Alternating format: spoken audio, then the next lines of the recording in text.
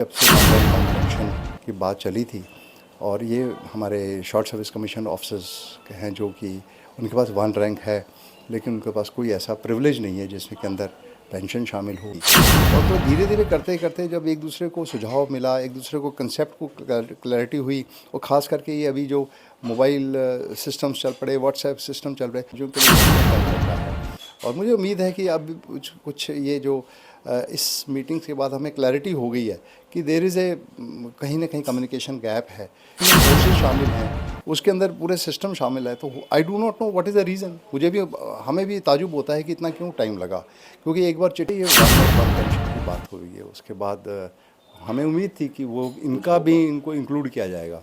तो अच्छा है कि वो आरोपी सरकार ने दे दिया है, लेकिन चलो कहीं अभी भी इसमें कमियां हैं, खास करके जेसीओज।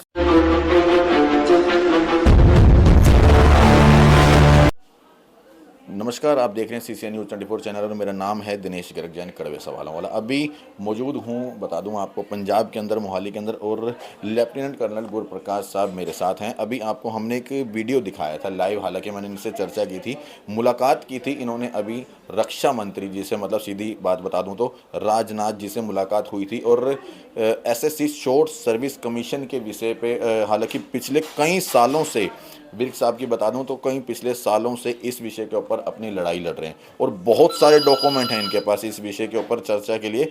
बहुत सारे डॉक्यूमेंट हैं और कई तरह की कंप्लेंट और अपील भी लगाई है। आज फिर एक बार जो है रक्षा मंत्री जी से मुलाकात की है, और उसके अंदर बाकायदा डॉक्यूमेंट के साथ वहां पर दिखाया है कि क्या क्या समस्याएं हैं, क्या मांग करते हैं शॉर्ट सर्विस कमीशन के अधिकारियों के लिए। क्योंकि मुझे जहाँ तक पता लगा था कि असल में भारतीय सेना की वर्दी पहनना ही सबसे पहले तो अपने आप में एक बहुत बड़े गर्व की बात है, और उसके बाद जब वो अपनी सेवा देने के बाद जब वो समाज में आता है या सेवानिवृत्त हो जाता है, तो उसके बाद समाज के अंदर उसकी क्या कीमत है, क्या कदर है, क्या वैल्यू बच जाती है, उन तमाम विषयों के ऊपर जो है आज एक बार दोबारा से रक्षा मंत्री जी से मुलाकात की है।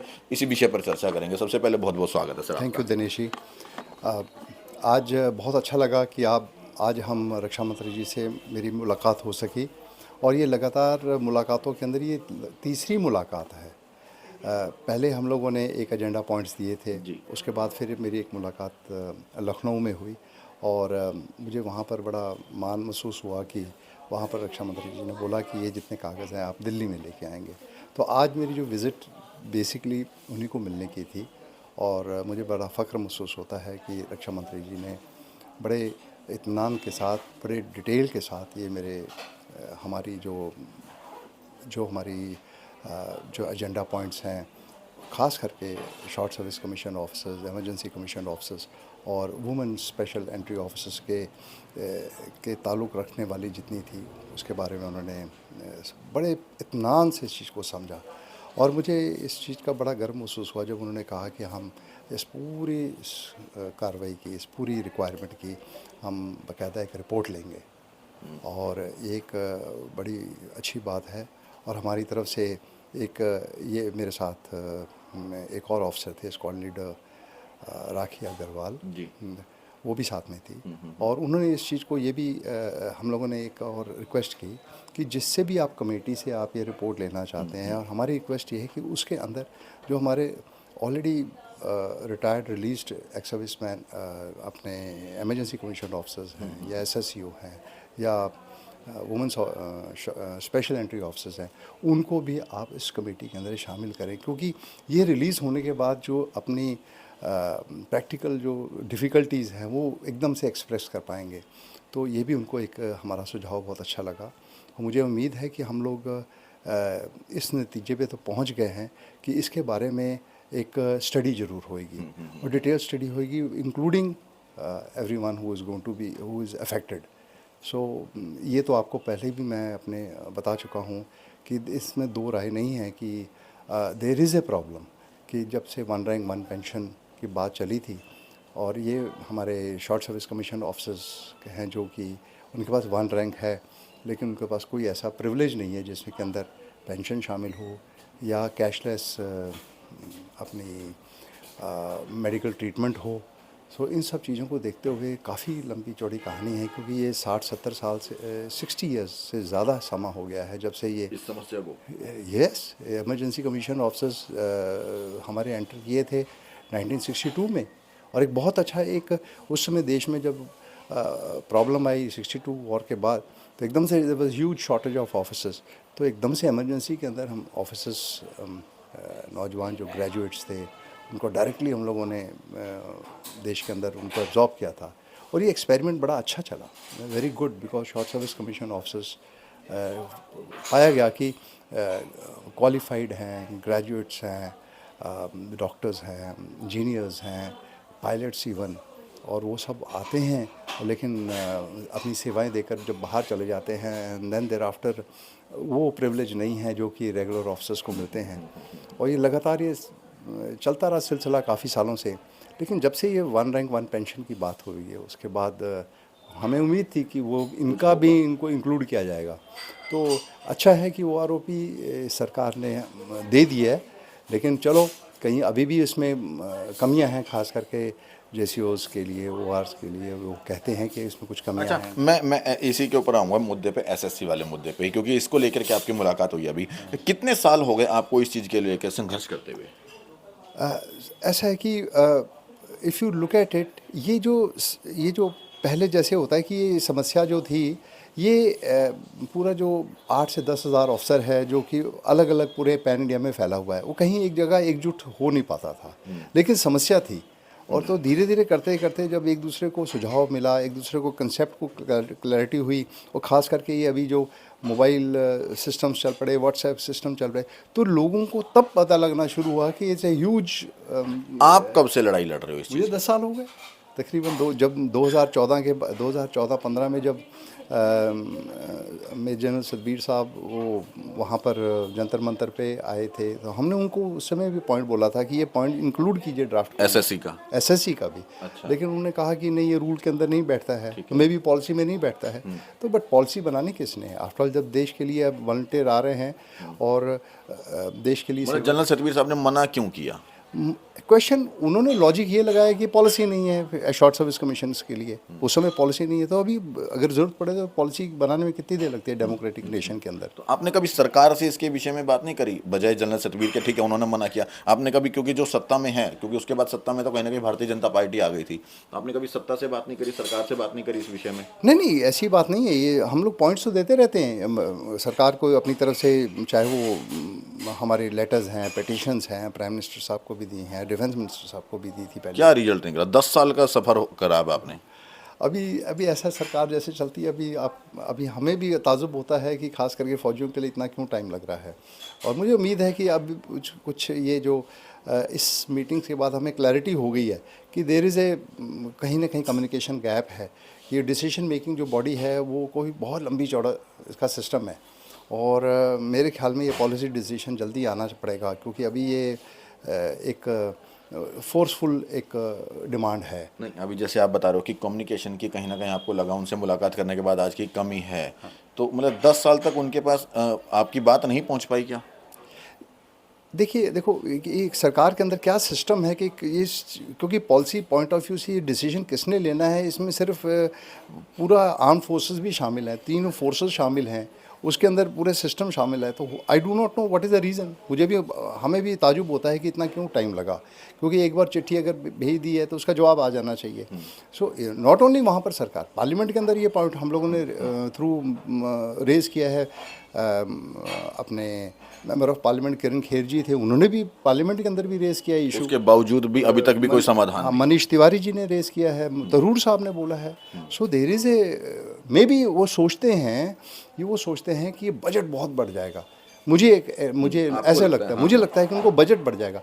लेकिन जब भी मैंने उनको फॉर्मूलाज कैलकुलेट करके बताए हैं कि जब एक 50 साल के बाद वाले, एक एग्जांपल है कि 50 साल वाले जो फौजी है ऑलरेडी रिटायर रिलीज़ है, उसको उस समय आप पेंशन दे दीजिए प्रो राटा बेसिस के ऊपर। इट इज़ खर्चा हमारा 200 से 250 करोड़ साल का नहीं है। और इससे अगर हम शॉर्ट सर्विस वालों को और ये मोटिवेट करते हैं, इनका ये इंसेंटिव्स देते हैं, टर्म्स एंड कंडीशन में थोड़ी ये पॉलिसी चेंज लाते हैं, तो ओवरऑल बजट जो है, पेंशन बजट जो है, रिड्यूस होएगा। क्योंकि इस समय आपको जो हाईली मोटिवेटेड मोरल जिनका होगा वो नौजवान फ़ौज के अंदर आएगा और अपनी सेवाएं देकर बाहर जाएगा, सेकंड करियर भी अपना सेलेक्ट करेगा और चलता रहेगा। और this is a big problem कि जो पीरियड जो फ़ौज के अंदर वो काम कर रहा है उसमें ऐसा लगता है जैसे कि ग्रहण लगा हुआ है उसके सामने। मतलब मैं अगर ये कह सकूं तो गलत तो नहीं है कि कहीं ना कहीं अगर बात करें कि अभी तक जो हम देख रहे थे कि जवान जेसीओस की जो समस्या है 1 रैंक 1 पेंशन की या एमएसपी की, कहीं ना कहीं अफसरशाही भी परेशान है, शॉर्ट सर्विस कमीशन वाले जो अफसर हैं वो भी परेशान है। सी आप जेसीओर्स को तो फिलहाल उसमें कुछ दिक्कतें हैं, वो प्रॉपर तरीके से वो कहते हैं कि ओआरओपी पूरे तरीके से जिस तरीके से कंसेप्ट है वो नहीं मिल रही है, वो अलग इशू है। यहाँ तो बिल्कुल ही नहीं मिल रही है। मतलब सभी परेशान हैं, वो भी परेशान कह सकते हैं और ये भी नेचुरली। खास करके ये जो लॉट है ये यंग ऑफिसर्स है, यंग ऑफिसर्स जो कि एकदम से एक लेफ्टिनेंट एक कमीशन लेकर आता है और 5-10 साल अपनी सेवा देकर बाहर जा रहा है। सेना के जो अगर यूं कहूं जो सेना में जा रहे हैं, जो अपनी सेवाएं दे रहे हैं, उनके साथ ही ऐसी समस्याएं क्यों आ रही हैं अब? कुछ ऐसा लगा कि जैसे कि ना कई चीज़ें होती हैं जब हम देश सेवा में जब जुट जाते हैं हम लोग उस समय ये नहीं देखते हैं कि ये समस्या हमें आएगी। जब हम बाहर आ जाते हैं उस समय हमें सोसाइटी में महसूस होता है, मैं ये मेरा एक्सपीरियंस भी है। जब हम बाहर आते हैं तो हमारा ये जो फौजी ओहदा है जो कि आर्टिकल 18 ऑफ द कॉन्स्टिट्यूशन के अंदर एक बहुत हमें मान्यता दी गई है और ये टाइटल हमारा बरकरार है, और उसी प्रकार से देश सेवा के नाम पे जो हमने कस्में खाई हुई हैं, वो जो चीज़ का जो जज्बा है वो जनरल सोसाइटी के अंदर इट इज़ मिसिंग। वो तो सरकार को ही देना है ना। देखिए हर चीज़ सरकार को छोड़ने के बजाय हमें ये भी समझना पड़ेगा सरकार है किसकी है, तो हमारी अपनी सरकार है। आप अपनी तो part of the जो society जो है। ये जो आपने मांग रखी एसएससी वालों के लिए, या जो हमारे जवान जैसे भाई जो अपनी 1 रैंक 1 पेंशन की एमएसपी की मांग सरकार से ही तो रखेंगे, किससे रखेंगे? बात आपकी सही है, आप लेकिन भी सरकार से ही रख रहे हो अभी भी? मैं आपकी देखो सरकार डेमोक्रेसी के अंदर खास करके अपने देश की जो सरकार है वो it's a clear democracy and people have chosen, people are responsible what सरकार इज़। वो सरकार जो भी करे रही है, लोग क्या चाहते हैं, यहाँ लोगों का भी जो भावना है टुवर्ड्स दिस फौजी, जैसे आप आज सवाल पूछ रहे हो कि यार ये आपके लिए इतना प्रॉब्लम है, अरे यार आप लोगों को भी पहले पता होना चाहिए कि क्यों नहीं ऐसे क्या हो रहा है, 60 साल से हो रहा है ये। मतलब कुल मिला के हम ये कह सकते हैं कहीं ना कहीं इस समय जो है हमारे अफसर भी और जवान जैसे भी तमाम सभी परेशान हैं, सेवा देने के आने के बाद जो उनको लाभ या जो फायदे या जो सम्मान मिलना चाहिए था वो नहीं मिल रहा है। करेक्ट, यहाँ पर सम्मान की बात है। फौज अगर आर्म फोर्सेस में हमने सर्विसेज की है और उस जवान जो भी जवान इसमें भर्ती जवान या ऑफिसर्स इसके अंदर जाते हैं जो सेक्रीफाइस करते हैं, उसके बाद जो वापस आते हैं वो सोसाइटी के अंदर वो मान नहीं है, यही तो मेरा कहना है। बहुत बड़ी बात है। देखिए यहाँ पे साफ तौर पर कर्नल साहब ने कहा है कि जो सेवा देने के बाद भारतीय सेना में अपनी सेवा देने के बाद जो लोग बाहर आ जाते हैं उसके बाद उनको सम्मान नहीं है। और पिछले 1 साल से तो लगातार हम भी देख रहे हैं कि भारत देश की राजधानी दिल्ली के उस जंतर मंतर पर पिछले 1 साल से जवान जीएसओ वहाँ पे बैठे हैं, अपनी सम्मान की लड़ाई वो लड़ रहे हैं, अपने हक की लड़ाई वो लड़ रहे हैं, 1 रैंक 1 पेंशन को लेकर के और भी तमाम मुद्दों को लेकर के वो लोग वहाँ पर बैठे हैं। और उन्होंने केवल 3 रिटायर्ड जजों की हालांकि मांग की थी। हालांकि विषय इस समय क्या नाम है शॉर्ट सर्विस कमीशन का था, लेकिन जब बात सम्मान की आती है, बात हक की आती है, तो हमें अपने जवान जेसीओस को भी नहीं भूलना चाहिए। और साथ ही साथ अब पता लग रहा है कि जो अफसर हैं, जो शॉर्ट सर्विस कमीशन के जो अफसर हैं, जो 5 साल 10 साल 15 साल अपनी जो सेवाएं दे करके वहां पर बाहर आते हैं, उनके बाद उनको भी सम्मान और उनको भी उस तरह की जो कीमत या जो वैल्यू समाज में होनी चाहिए वो नहीं है। मैं खास तौर पर निवेदन करूंगा हमारे रक्षा मंत्री जी से, हमारे मोदी जी से। मोदी जी लगातार आप होली दिवाली मनाने के लिए हमारे जवान जेसीओस गया, हमारे सैनिक भाइयों के पास सरहद पर जाते हैं, बॉर्डर पर जाते हैं, और आप अपना उन्हें परिवार मानते हैं, तो ये भी आपके उसी परिवार का एक हिस्सा है। जो जंतर मंतर पे हमारे देश के जो सैनिक, हमारे देश के जो पूर्व सैनिक वहाँ बैठे हैं, वो भी आपके परिवार का हिस्सा है। तो आप अपने परिवार को ना भूलें, आप अपने देश के सैनिकों को ना भूलें और देश के सैनिकों को सम्मान कतई ना भूलें। जय हिंद, जय भारत।